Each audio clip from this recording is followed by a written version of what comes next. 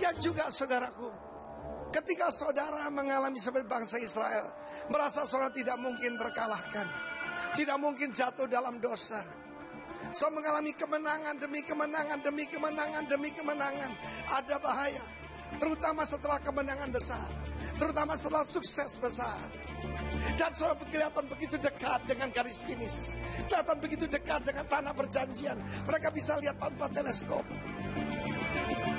Kota daerah Sitim begitu dekat, tinggal menyeberang, tinggal satu langkah. Begitu dekat dengan kemenangan besar. Hati-hati.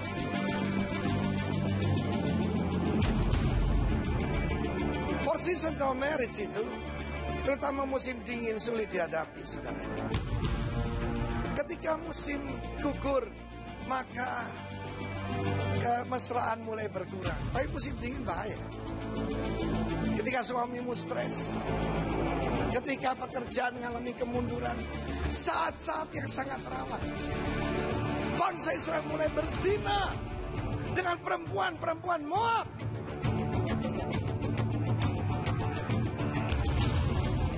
Meskipun mereka yaitu melalui awan dibaptis Roh Kudus, artinya melalui air dibaptis air, mereka menerima berkat-berkat, mereka melihat mujizat setiap hari. Tuhan tidak berkenan kepada sebagian besar pada mereka, karena mayat mereka berhantaran di padang belantara. Apa dosa mereka? Kebaktian, dosa mulut, bersungguh-sungguh.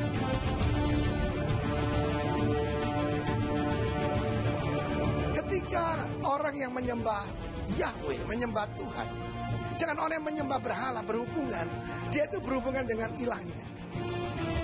Itu diterangkan. Mereka menjadi satu. Karena itu suami selalu bisa mengenali, istri bisa mengenali, atau suami bisa mengenali kalau istrinya atau suaminya itu nyeleweng dari bahasanya. Loh, kok ada bahasa yang aneh-aneh ya?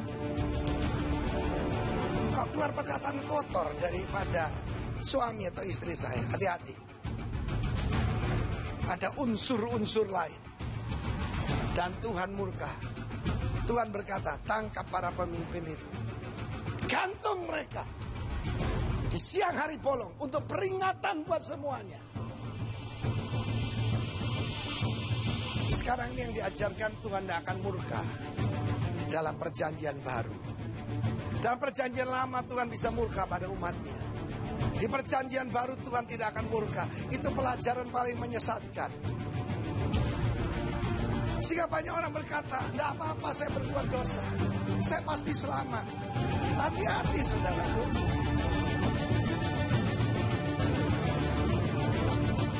Barang siapa sengaja berbuat dosa, ya, engkau telah mengecap, yaitu karunia dunia akan datang. Maka tidak ada lagi korban untuk menghapus dosa itu. Engkau menyalibkan Yesus kedua kali. Saya harus peringatkan diri saya dan saudara. Rasul Paulus berkata, aku menguasai diriku sepenuhnya. Terjemahan lain, aku memukul itu buku hitam biru, supaya jangan aku ditolak.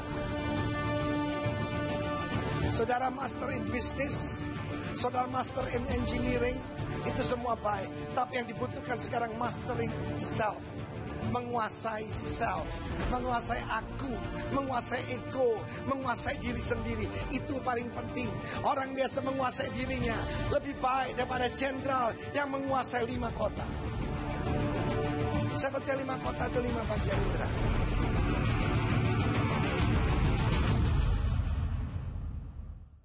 Terima kasih buat hadiratmu yang boleh kami rasakan dan nikmati saat ini. Hadiratmu memberikan pada kami sukacita. Amin. Memberikan damai dan ketenangan. Amin. Apapun yang kami hadapi tahun ini, yes, di tahun penuh ketidakpastian, yes, satu yang pasti, yes, Engkau tidak berubah. Amin. Janjimu pasti. Amin. Kesetiaanmu teruji. Amin. Lebih murni, yes, daripada perak yang telah dimurnikan 7 kali. Terima kasih Tuhan. Kami memuliakan Engkau. Mari Tuhan berikan firman-Mu. Engkau menjaga kaki kami supaya tidak tersandung. Air mata kami supaya tidak tertumpah. Dan nyawa kami dari dunia orang mati. Terima kasih. Dalam nama Tuhan Yesus. Amin. Silakan duduk saudara kasih. Oke, buka bersama saya Bilangan pasal 25. Bilangan pasal 25 kita baca ayat 1 sampai dengan ayat 18. Sementara Israel tinggal di Sitim, mulailah bangsa itu berzina dengan perempuan-perempuan Moab. Perempuan-perempuan itu mengajak bangsa itu ke korban sembelihan bagi ilah mereka. Lalu bangsa itu turut makan dari korban itu dan menyembah ilah orang-orang itu. Ketika Israel berpasangan dengan Baal Peor, bangkitlah murka Tuhan terhadap Israel. Lalu berfirmanlah Tuhan kepada Musa, tangkaplah semua orang yang mengepalai bangsa itu. Artinya the leaders, the head, Rosh, kepala daripada bangsa itu. Dan apa? Gantunglah mereka di hadapan Tuhan di tempat terang, supaya murka Tuhan yang bernyala-nyala itu surut daripada Israel. Lalu berkatalah Musa kepada hakim-hakim Israel, "Bila masing-masing kamu membunuh orang-orangnya yang telah berpasangan dengan Baal Peor." Kemudian kebetulan datanglah salah seorang Israel membawa seorang perempuan Midian kepada sanak saudaranya dengan dilihat Musa dan segenap umat Israel sedang bertangis-tangisan di depan pintu kemah pertemuan. Artinya di siang hari bolong, terang-terangan. Ketika hal itu dilihat oleh Pinehas, putra Eleazar, putra Imam Harun, bangkitlah dia, bangunlah ia dari tengah-tengah umat itu dan mengambil sebuah tombak di tangannya, mengejar orang Israel sampai ke ruang tengah dan menikam mereka berdua, yakni orang Israel dan perempuan itu pada perutnya. Maka berhentilah tulah itu menimpa orang Israel. Disate, saudara. Orang yang mati karena tulah itu ada 24.000 orang banyaknya. Tuhan berfirman kepada Musa, "Pinehas putra Eleazar putra Imam Harun telah menjurutkan murkaku daripada orang Israel.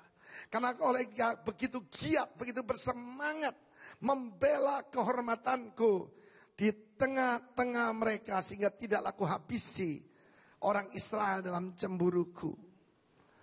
Tuhan berkata, Tuhan yang namanya zealous, kana, saudaraku. Tuhan itu posesif.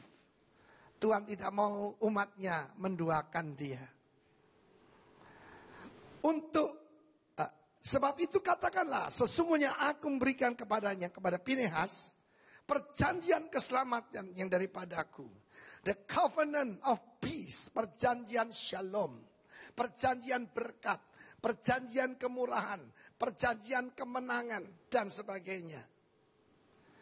Untuk menjadi perjanjian ditambah lagi bonusnya, keimaman selama-lamanya bagi dia dan bagi keturunannya, karena ia telah begitu giat membela Allahnya dan telah mengadakan pendamaian bagi orang Israel. Nama orang Israel yang mati terbunuh bersama-sama dengan perempuan Midian itu ialah Zimri bin Zalu, pemimpin salah satu puak orang Simeon. Garis bawahi pemimpin. Dan nama perempuan Midian yang mati terbunuh itu ialah Kosbi binti Sur. Sur itu adalah salah seorang kepala kaum, yaitu puak di Midian. Kemudian berfirmanlah Tuhan kepada Musa, lawanlah orang Midian itu dan tewaskanlah mereka, serang mereka. Sebab mereka telah melawan kamu dengan daya upaya, dengan tipu daya, dengan rekayasa yang dirancang mereka dalam kamu dalam hal Peor dan dalam hal Kosbi, saudara mereka, yakni anak perempuan seorang pemimpin Midian. Kosbi itu mati terbunuh pada waktu turunnya tulah karena Peor itu. Who was killed in the day of the plague because of Peor. Nah, saudara yang kasih Tuhan, bangsa Israel adalah bangsa yang tidak bisa dikalahkan selama mereka berpihak kepada Tuhan. Tidak ada yang bisa mengalahkan Israel. Kanaan, Filistin, Yebus, bangsa apa saja, persoalan apa saja, tidak akan ada yang bisa mengalahkan Israel. Dan kita sebagai orang percaya, Tuhan telah berjanji, Tuhan akan selalu, bukan kadang-kadang, memimpin kita di jalan kemenangannya.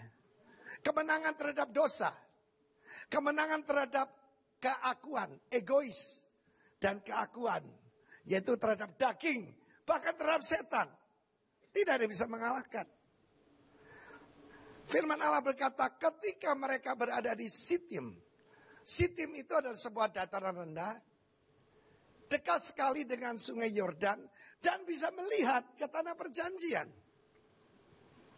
Sitim itu adalah di mana banyak pohon akasia. Nah, saudaraku yang kasih Tuhan, coba selidiki. Tidak ada yang bisa mengalahkan mereka. Bangsa Amalek dibabat. Bangsa Midian, Moab, apapun dibabat. Raja-raja yang keturunan raksasa disikat semua. Tapi bagaimana mengalahkan bangsa Israel? Bahkan ketika, yaitu Bileam dibayar dengan harga yang sangat mahal untuk mengutuk. Mengutuk itu menyantet. Santetnya kembali kepada mereka. Saya mau tunjukkan saudara ya. Dalam Bilangan pasal 24. Ya. Firman Tuhan berkata dalam ayat 17. Aku melihat dia. Dia di huruf besar mestinya. Yaitu Mesias. Hamasyah. The Christ. Aku telah melihat dia. Tapi bukan sekarang. Aku memandang dia. Tapi bukan dari dekat. Bintang terbit dari Yakub. Tongkat kerajaan timbul dari Israel. Dan menemukan pelipis Moab. Dan menghancurkan semua anak Set. Maka Edom akan menjadi tanah pendudukan dan Seir menjadi tanah pendudukan. Musuh-musuhnya itu. Tapi Israel akan melakukan perbuatan-perbuatan yang gagah perkasa. Dia dibayar untuk mengucapkan kutuk yang keluar berkat. Tetapi kutuk datang kepada Moab dan keturunannya. Tidak ada yang bisa mengalahkan Israel. Nah saudaraku, berapa banyak Anda pernah menonton film atau mendengar cerita tentang Troy? Angkat tangan. Amin. Nah, saudara pasti dengar tentang The Trojan Horse. Di dalam film Troy, maka benteng daripada kota Troy itu begitu tinggi, begitu dahsyat dan tidak bisa ditembus. Tentara Yunani dalam jumlah yang sangat besar. Mereka datang dengan kapal-kapal jumlah yang seperti semut banyaknya. Mereka tidak bisa menembus. Saya katakan benteng itu gambaran Kristus. Selama kita dalam Kristus, kita tidak bisa terkalahkan. Dan pada waktu itu mereka memakai tipu daya. Apa tipu daya mereka? Mereka pura-pura mengadakan suatu perayaan untuk Poseidon. Poseidon itu dewa laut yang digambarkan memakai trisula. Dan di situ ada sebuah kuda kayu yang sangat besar. Ada rodanya. Dan mereka melakukan penyembahan. Pura-pura. Lalu mereka pulang semua. Naik kapal, mereka pulang. Dan kuda itu ditinggal. Pada saat itu apa yang terjadi? Raja Troy bersama para pemimpin mereka mengambil keputusan. Ini tanda kemenangan. Ini trofi. Kita akan buktikan dewa kita lebih besar dari dewa mereka. Dan kuda itu dibawa masuk ke dalam kota. Dan kalau saudara nonton film itu dan saudara membaca sejarah yang benar-benar terjadi. Kalau saudara pergi ke Yunani masih ada sisa-sisa kota Troy. Bukan kota di Yunani, di Turki saudara. Maka saudaraku, tengah malam ketika semua tertidur, mabuk kemenangan yang palsu. Keluarlah, tidak banyak, 20 orang warrior dari Yunani termasuk Achilles. Dan mereka membakar kota itu jadi abu. Mereka membuka pintu gerbang. Dan tentara Yunani yang pura-pura mundur itu menyerbu masuk. Dan hari ini bangsa Yunani masih ada. Bangsa Troy Tidak ada seorang pun. Tidak ada. Kota Troy itu diratakan dengan tanah. Demikian juga saudaraku. Ketika saudara mengalami seperti bangsa Israel. Merasa saudara tidak mungkin terkalahkan.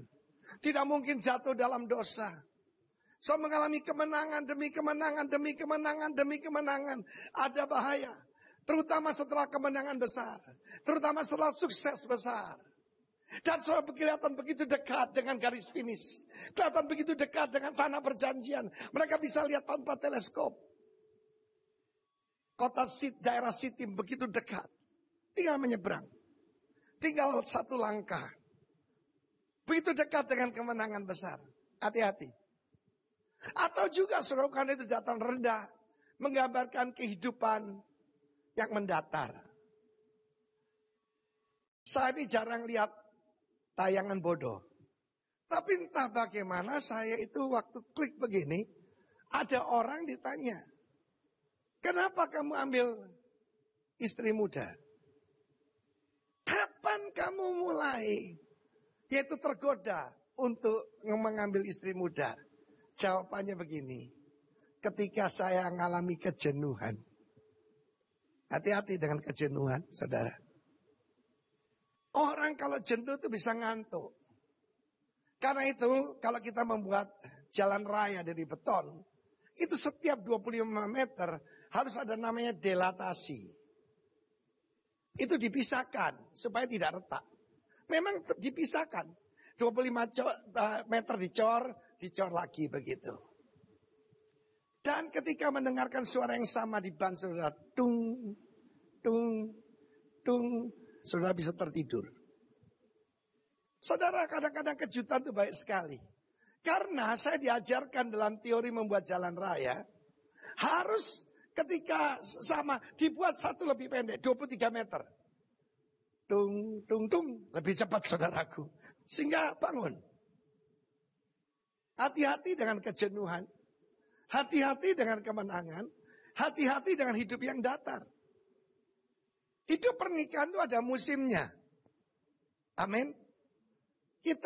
Alkitab menggambarkan kehidupan 4 musim. Ada satu buku bagus saya saudara membaca. The 4 Seasons of Marriage. 4 musim pernikahan. Ada musim semi. Musim panas. Musim hot. Itu bagus. Lalu musim gugur. Lalu musim dingin. Kadang-kadang musim dinginnya terlalu lama. Ketika musim dingin jawabannya pendek-pendek. Ya sudah, hati-hati saudara. Ketika itu, tanpa saudara sadari, iblis masuk. Seperti kuda Troya itu. Gambaran orang Chinese saudara ya. Kalau spring itu bunga anggrek. Menggambarkan keindahan kemurnian. Musim panas itu bambu. Bambu itu lurus saudara ya. Musim gugur itu bunga krisan. Ya. Bunga krisan itu bunga seruni. Itu muncul pada akhir dari ketika semua berguguran, justru bunga seruni keluar. Ketika ada angin dingin, ketika hawanya tidak enak, justru dia mekar. Gambaran anak Tuhan ya. Kerajaan Jepang memakai simbol seruni. Dan ketika musim dingin, ini lebih bagus lagi, itu mehua.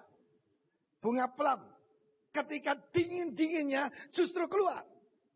Ketika anak Tuhan mengalami kesulitan, justru muncul tetap sukacita.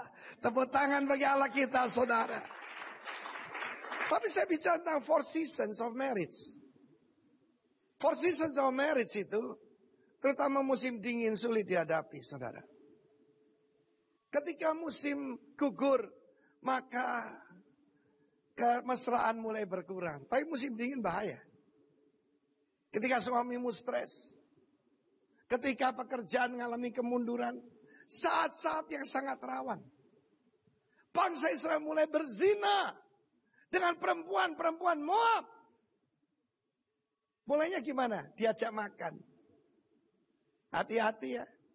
Saya sebagai hamba Tuhan jangan kira bebas godaan saudara. Godaan ada saja. Ada. Karena itu saudaraku. Saya tidak menganggap diri saya kebal. Kemana-mana saya bersama dengan kekasih jiwa saya. Saya bersama dengan istri saya. Karena saya tahu, saya sasaran tembak daripada iblis. Perhatikan siapa yang dibunuh itu. Para pemimpin. 1 Korintus 10 menyebutkan, yang mati terkena tulah 23.000. Berarti pemimpinnya 1.000 yang digantung itu. 1.000 pemimpin. Kalau setiap mereka memimpin 100 orang aja, berarti yang tercerai-berai 100.000 orang. Setiap pemimpin, setiap kepala keluarga, engkau sasaran tembak daripada iblis. Saudara yang kasih Tuhan, bangsa Israel dijadikan contoh buat kita. Dalam 1 Korintus 10 dikatakan, mereka semua dipimpin oleh awan dan dipimpin oleh api. Gambaran Roh Kudus. Mereka semua melintasi laut. Siapa bangsa pernah berjalan di laut seperti tanah kering? Cuma bangsa Israel.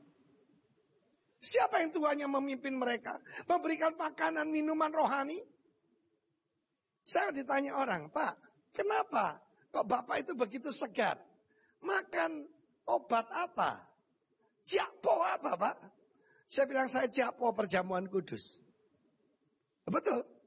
Ketika engkau makan dan minum perjamuan kudus dengan iman, Tuhan berkata, tubuhku benar-benar makanan, darahku benar-benar minuman. Bukan minum darah, saudaraku. Bukan makan daging, bukan. Tetapi kalau kita terima dengan iman, itu memberikan nourishment buat jiwa, buat roh kita. Manusia adalah roh, punya jiwa, tinggal dalam tubuh. Saudara yang kasihan Tuhan, mereka bergabung. They join to Baal Peor. Siapa Baal Peor? Baal Peor artinya the Lord of the opening. Maaf ya, itu menggambarkan kelamin wanita. Saudara yang kasihan Tuhan, jangan main-main dengan ini. Ini roh jina. Saya mau beritahu saudara, para pemimpin menjadi sasaran tembak.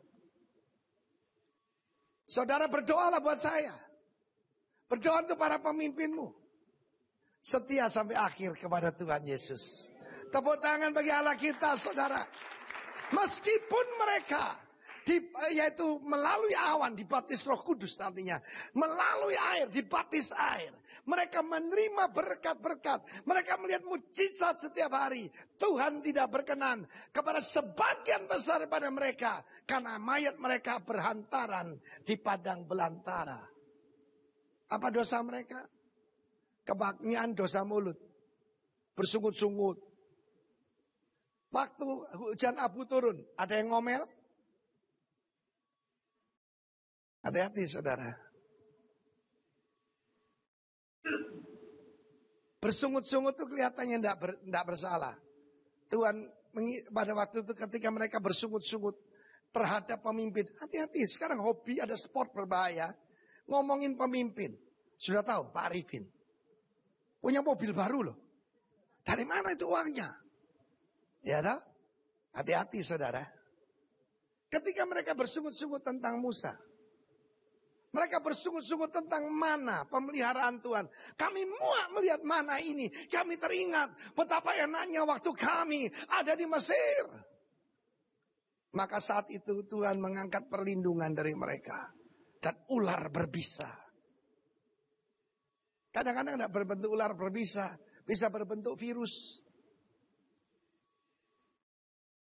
Kemarin ada seorang anak rohani kita ketemu. Pak, saya ngalami sesuatu yang aneh Pak. Tinggalnya di Citraland. Ada ular besar sekali. Tapi kecepit dengan keramik. Mati. Saya bilang untuk pembelaan Tuhan. Mana ada ulo kecepit dewe. Amin saudaraku. Bukan cuma itu. Ada banyak kalajengking. Juga mereka kering mati. Saya bilang itu perlindungan Tuhan. Karena itu saudaraku, kita harus hidup ini betul-betul jamu. Jaga mulut saudaraku. Ya, beritahu kiri kanan, jangan lupa jamu. Amin. Jangan lupa jamu. Dosanya kebanyakan pakai mulut saudara. Dan Tuhan berkata, ketika mereka berpasangan. 2 Korintus pasal 6 menerangkan, orang yang berhubungan itu menjadi satu, saudara. Ketika orang yang menyembah Yahweh, menyembah Tuhan, dengan orang yang menyembah berhala berhubungan, dia itu berhubungan dengan ilahnya. Itu diterangkan. Mereka menjadi satu. Karena itu suami selalu bisa mengenali, istri bisa mengenali atau suami bisa mengenali kalau istrinya atau suaminya itu nyeleweng dari bahasanya. Loh, kok ada bahasa yang aneh-aneh ya? Kok keluar perkataan kotor daripada suami atau istri saya? Hati-hati. Ada unsur-unsur lain. Dan Tuhan murka. Tuhan berkata, tangkap para pemimpin itu. Gantung mereka. Di siang hari bolong. Untuk peringatan buat semuanya. Sekarang ini yang diajarkan Tuhan tidak akan murka. Dalam perjanjian baru. Dalam perjanjian lama Tuhan bisa murka pada umatnya. Di perjanjian baru Tuhan tidak akan murka. Itu pelajaran paling menyesatkan. Sehingga banyak orang berkata, tidak apa-apa saya berbuat dosa. Saya pasti selamat. Hati-hati saudaraku.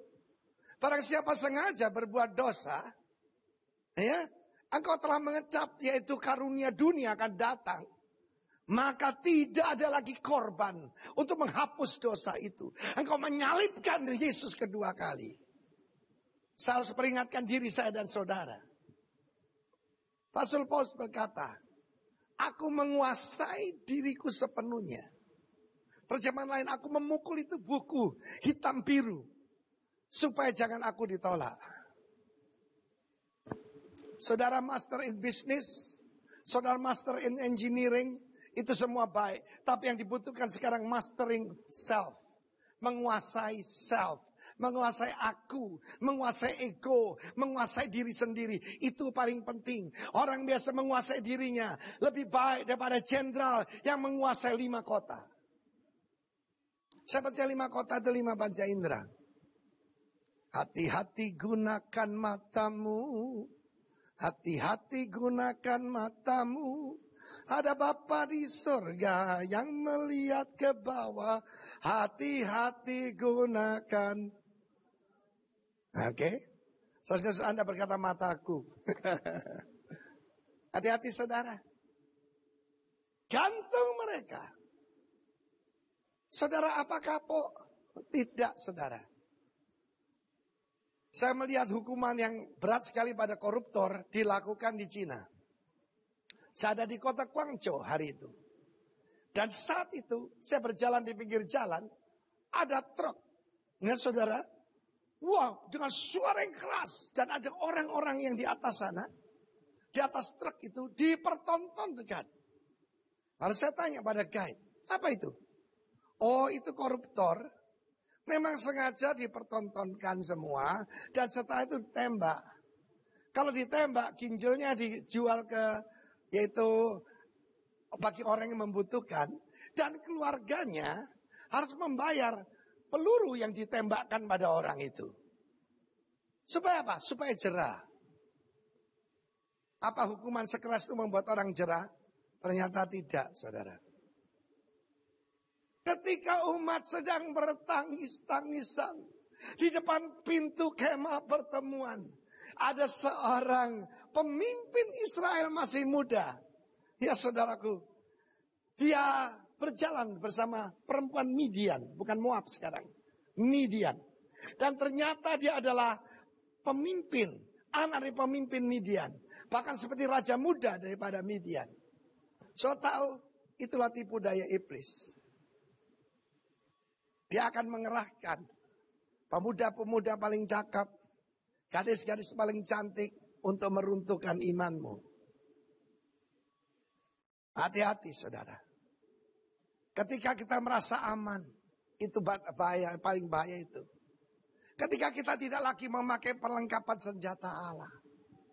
Saat itulah kuda Troya itu masuk. Apa yang menjatuhkan Troy? Kesombongannya. Kami tidak mungkin ditembus. Kami tidak mungkin terkalahkan. Dan kesombongannya yang membawa kuda kayu itu ke dalam. Ada banyak pemimpin akan berjatuhan kalau tidak berjaga-jaga. Oh, enggak apa-apa dong. Anak kecil. Satu hari istri saya datang. Tuh kasihan. Gadis itu tidak punya papa mama lagi. Biarkan dia tinggal bersama kita. Enggak usah sayang. Biarkan dia tinggal tempat lain. Kamu bayar kosnya, terserah. Oh, kasihan. Sekali ini teguhkan hatimu. Amin. Betul, saudaraku. Kadang-kadang kita perlu tegas, saudara. Berjalannya jangan berlenggang-lenggang di depan semua orang. Zaman sekarang ini urat malu putus. Urat malu sudah putus, saudara. Dengan bangganya, saudara. Firman Allah menunjukkan bahwa kedua-duanya pemimpin. Berhenti sebentar. Zimri artinya bagus sekali. My music. Cosby artinya my lie. Dustaku. Apa? Siapa namamu? Kamu cantik sekali. Siapa namamu? Dustaku. Yang satu memperkenalkan musikku. Kan bagus. Zimri. Kalau punya anak lagi kasih nama Zimri. Tapi Holy Zimri loh, jangan seperti ini. Sama sekali nggak ada takutnya akan Tuhan. Sekarang yang paling dibutuhkan roh takut akan Tuhan. Amin. Apalagi pengusaha-pengusaha sukses, pengusaha kaya. Hamba Tuhannya sedang dipakai Tuhan. Minta roh takut akan Allah. Kemarin Pak Roni cerita. Ketika dia baru buka pintu kamar hotelnya, ada seorang wanita, dia bilang, bukan cantik, cuantik. Datang berkata, saya ingin bicara dengan Bapak. Sebentar saja Pak, ini sangat mendesak. Dan saya harus berbicara di dalam. Untung Roni masih punya roh takut akan Allah. Oh bisa bicara, tapi di lobi. Tidak bisa Pak, saya harus bicara di dalam. Tidak bisa, kalau mau di sana, atau tidak sama sekali. Akhirnya bicara sana. Yang dibicarakan hal yang sangat pribadi, saudara. Bagaimana kalau ada di dalam, saudara? Sebab pendeta juga manusia.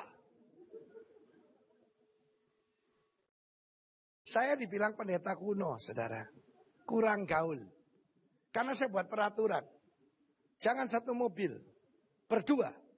Dengan wanita, bukan istrimu. Saya buat peraturan begitu. Sebab apa? Saya mau selamat, saudara. Sekali lagi sebab pendeta juga manusia, masih punya daging. Rasul Paulus berbicara kepada Timotius yang muda. Jauhkan nafsu orang muda. Jagalah dirimu sendiri. Jagalah pengajaranmu dan jagalah kawanan. Saya tidak peduli dengan orang lain, tapi saya mau jaga diri saya sendiri, saya mau jaga pengajaran saya, dan saya mau menjaga orang-orang yang Tuhan percayakan. Tepuk tangan buat Tuhan.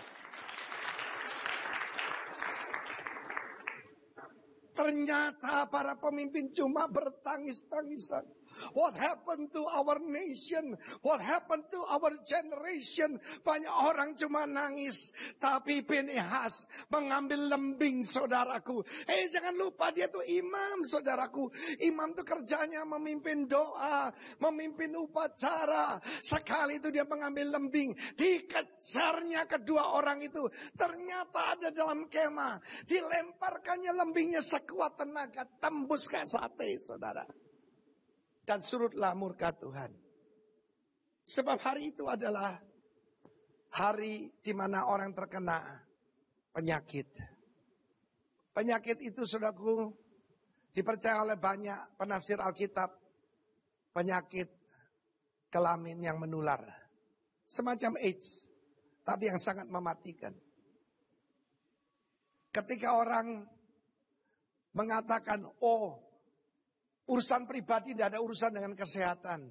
Maka muncullah HIV and AIDS. Sehingga orang tidak bisa membantah. Ada hubungan antara behavior. Ada hubungan dengan sikap, dengan tindakan, dengan penyakit. Ada hubungannya. Sebab Allah yang menciptakan itu menciptakan kita menurut rupa dan gambar supaya kita kudus. God is a holy God. Amin. Karena itulah kalau orang berdusta, dia itu akan keluar keringat dingin, tangannya basah, jantungnya berdetak lebih cepat, denyut nadinya lebih cepat. Sebab manusia tidak diciptakan untuk berdusta, manusia diciptakan untuk berkata benar. Hati-hati pada orang yang sedikit-sedikit bersumpah. Sumpah lo, demi Tuhan, demi salib, demi kuburan ibuku lah. Kuburan ibunya diikut-ikutkan. Orang semacam itu tidak layak dipercayai. Kalau ya katakan ya, tidak katakan tidak. Lebih dari itu berasal dari mana?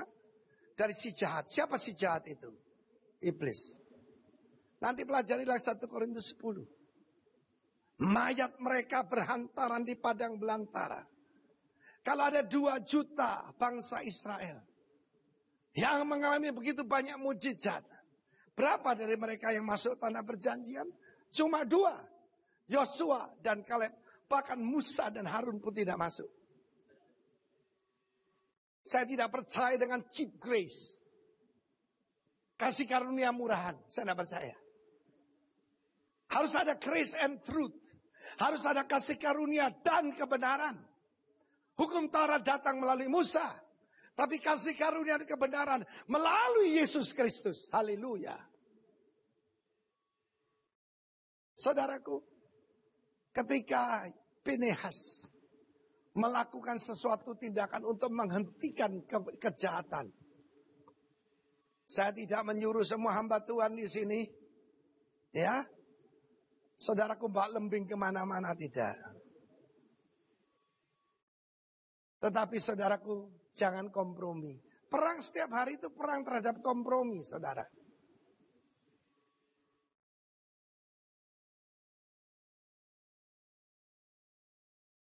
Saudara, sekali lagi saya ulangi. Perang setiap hari di dunia bisnis, dimanapun adalah perang terhadap kompromi. Itu Tuhan tidak mau kita kompromi. Pinehas mendapat 2 berkat luar biasa. Yang pertama, dia diberikan perjanjian damai. The covenant of shalom. Yang kedua, perjanjian keimaman untuk selama-lamanya. Dia dan keturunannya dipakai jadi hamba Tuhan.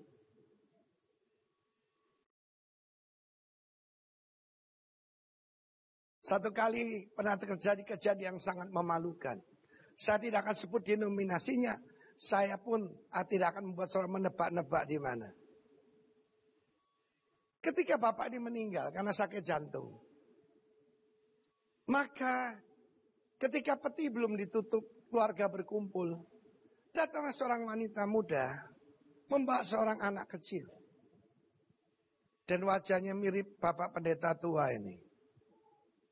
Jadi kalau kita sudah berumur, juga tetap hati-hati. Amin. Jangankan saya, jangan Pak Titus. Pak Di, hati-hati ya Pak. Jangan cuma yang muda ganteng kayak Tejo ini. Semua harus berjaga-jaga. Wanita juga. Hati-hati. Baal Peor tidak pilih-pilih orang.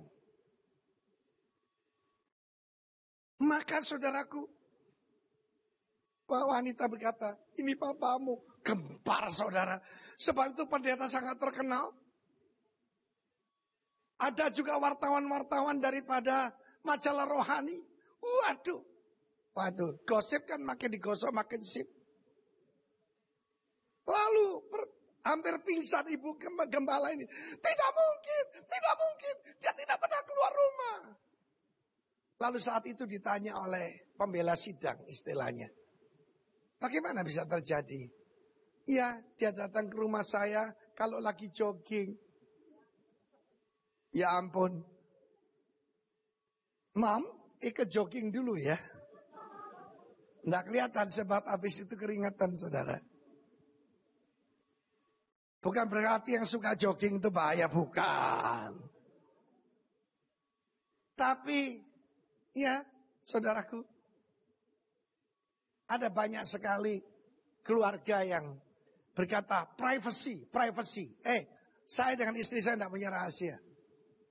Dia boleh buka email saya, BlackBerry Messenger, WhatsApp, everything. Tidak ada rahasia. Mulai kenal sampai sekarang. Karena itu kami berdua selamat. Dan kami akan terus seperti itu. Kalau sekarang, jangan disentuh. Apa tanda-tanda curiga? Ya Pak, masa BlackBerry dibawa ke WC? Masa lihat BlackBerry jam 2 pagi? Sampai jempolannya bendol loh Pak. Di sini tidak ada. Tidak ada atau di sini Pak Tejo? Tidak ada ya. Itu di mana tuh? Di kutub selatan itu. Atau di kutub utara ya, dia tinggal bersama beruang-beruang kutub. Saya ingin kita semua selamat. Amin. Sudah banyak bukti saudara.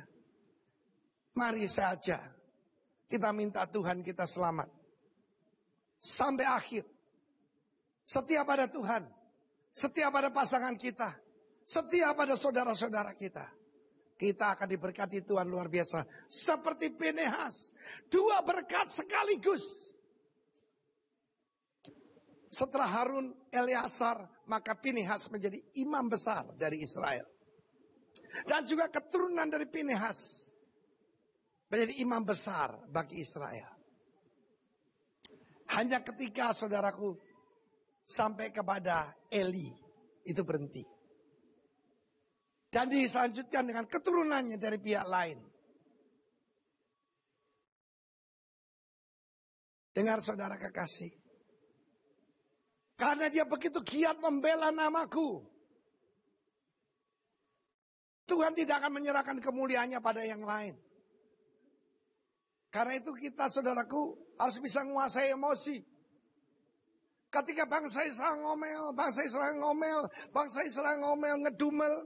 Maka Musa marah saudara. Tuhan berkata, berkatalah kepada gunung batu itu. Dan aku mengeluarkan air bagi mereka.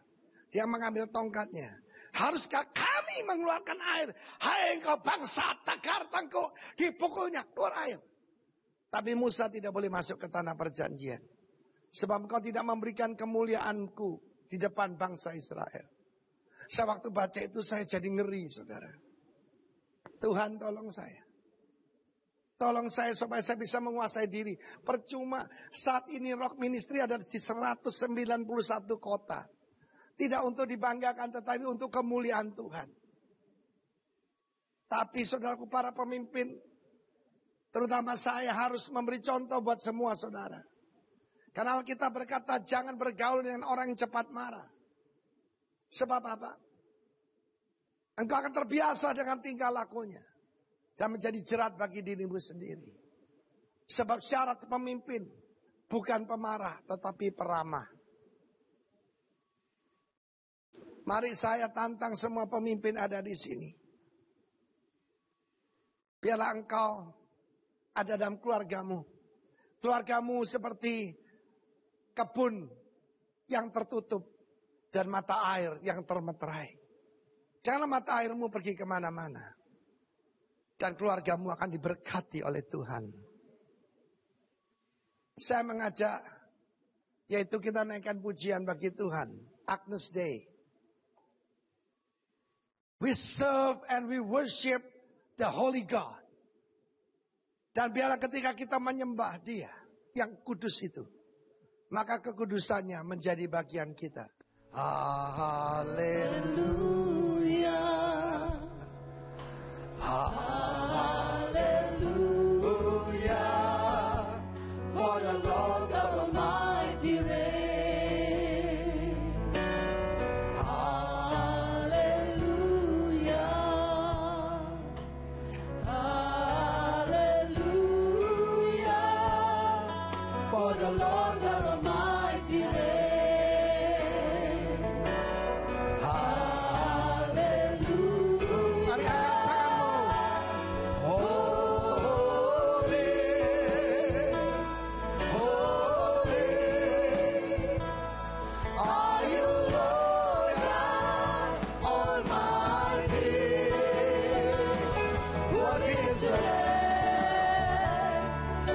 is the Lamb? For you are holy,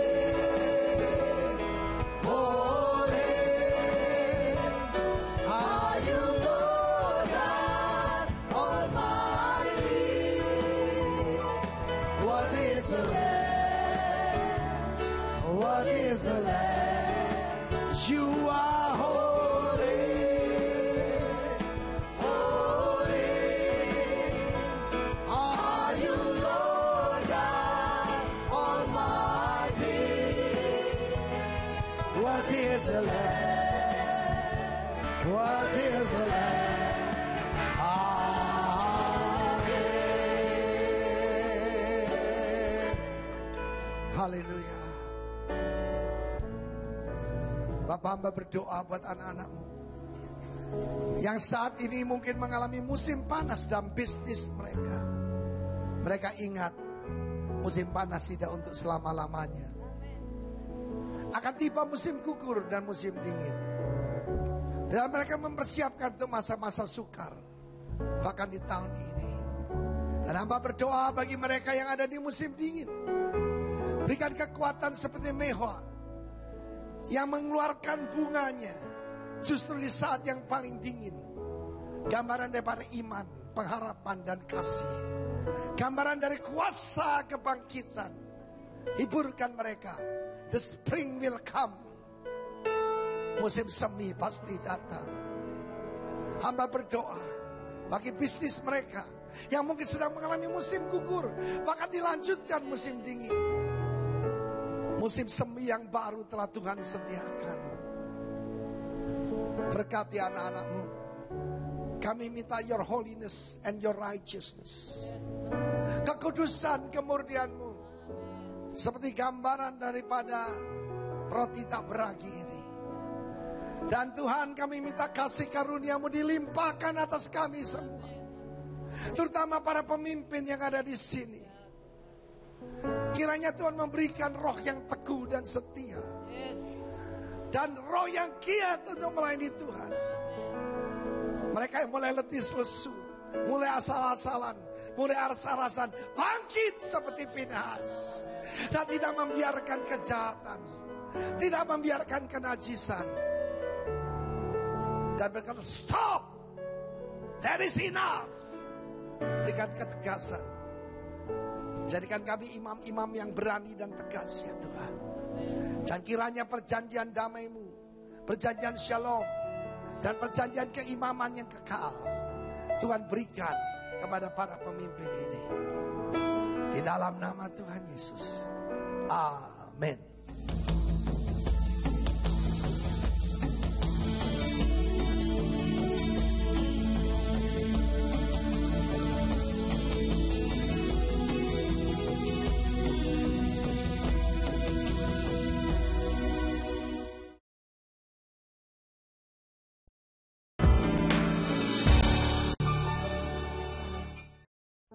Rayon 3 Production mempersembahkan